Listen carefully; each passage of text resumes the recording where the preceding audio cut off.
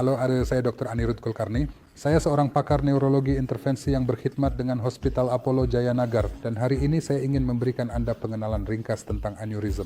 Aneurisme pada dasarnya adalah pembengkakan pada saluran darah yang boleh berlaku atas pelbagai sebab. Kebanyakan masa ia ditemui pada orang yang mempunyai tekanan darah tinggi. Mereka mungkin mempunyai faktor risiko arteriosklerosis lain, iaitu faktor risiko yang sama yang Anda ada untuk stroke dan serangan jantung.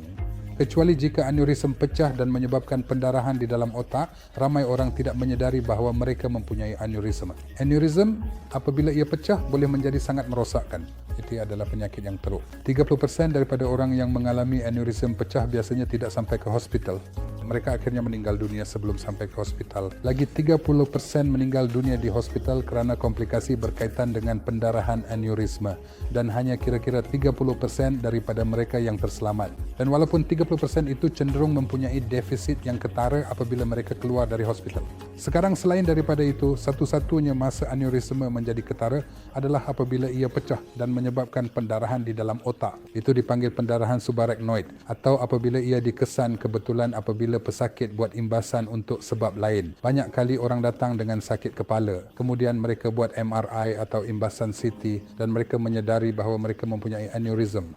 Itu mungkin bukan penyebab sakit kepala, tetapi kadang-kadang ia boleh menjadi penyebabnya. Tidak semua aneurisma perlu dirawat. Jika aneurisma yang di dalam dia adalah kecil dan kurang daripada 2 mm, maka banyak kali. Pilihan terbaik adalah menunggu dan memerhati dan melihat bagaimana ia berkembang. Kadang-kadang ia membesar, kadang-kadang ia mungkin tidak. Jadi jika ia tidak membesar, Anda mungkin tidak perlu melakukan banyak perkara. Bagaimana pesakit tahu bahawa mereka mengalami pendarahan?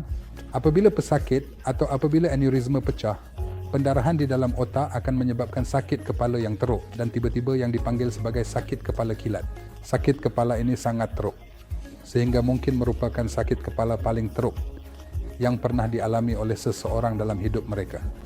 Ini banyak kali boleh dikaitkan dengan gejala lain seperti muntah, mengantuk, sawan atau serangan seperti yang mereka panggil. Banyak kali pesakit menjadi tidak sedarkan diri. Mereka mungkin mengalami kelemahan pada satu sisi badan. Mereka mungkin mengalami sakit leher. Jadi banyak kali dalam pendarahan yang sangat teruk, mereka juga boleh mengalami serangan jantung tiba-tiba. Jantung mungkin berhenti kerana pendarahan. Jadi jika mana-mana gejala ini tiba-tiba berlaku, maka pesakit perlu segera dibawa ke hospital yang mempunyai imbasan CT untuk mengetahui apa punca sakit kepala tersebut. Setelah kita melakukan imbasan dan kita tahu bahawa terdapat pendarahan subarachnoid, 85% pendarahan subarachnoid ini cenderung mempunyai aneurisma yang tidak dikesan.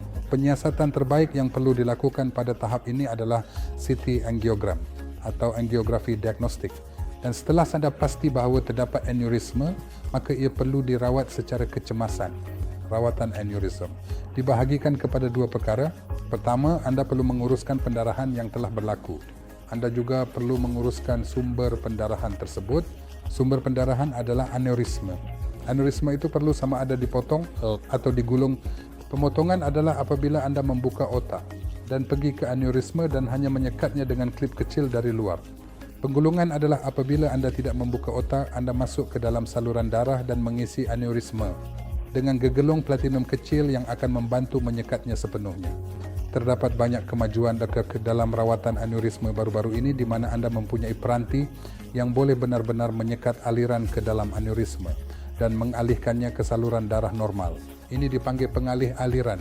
Kemudian anda mempunyai peranti intrasarkular, peranti yang duduk di dalam kantung dan menyebabkan ia tersumbat sepenuhnya.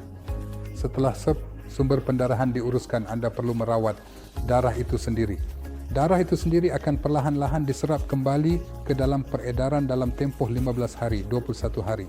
Tetapi dalam tempoh darah itu berada di sana, terdapat banyak masalah lain yang boleh berlaku. Saluran darah boleh menjadi jengkel dan masuk ke dalam keadaan kekejangan yang boleh menyebabkan stroke baru.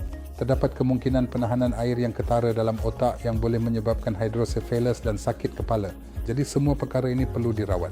Ia adalah penyakit yang berpanjangan. Ia adalah perjalanan yang berpanjangan apabila anda mengalami pendarahan subarachnoid dan itu mungkin memerlukan kemasukan ke hospital selama beberapa minggu hingga sebulan. Tetapi jika dirawat dengan betul, kebanyakan perkara ini boleh ditangani dengan baik dan anda boleh menyelamatkan pesakit dan kemudian mencegah pendarahan lanjut daripada berlaku.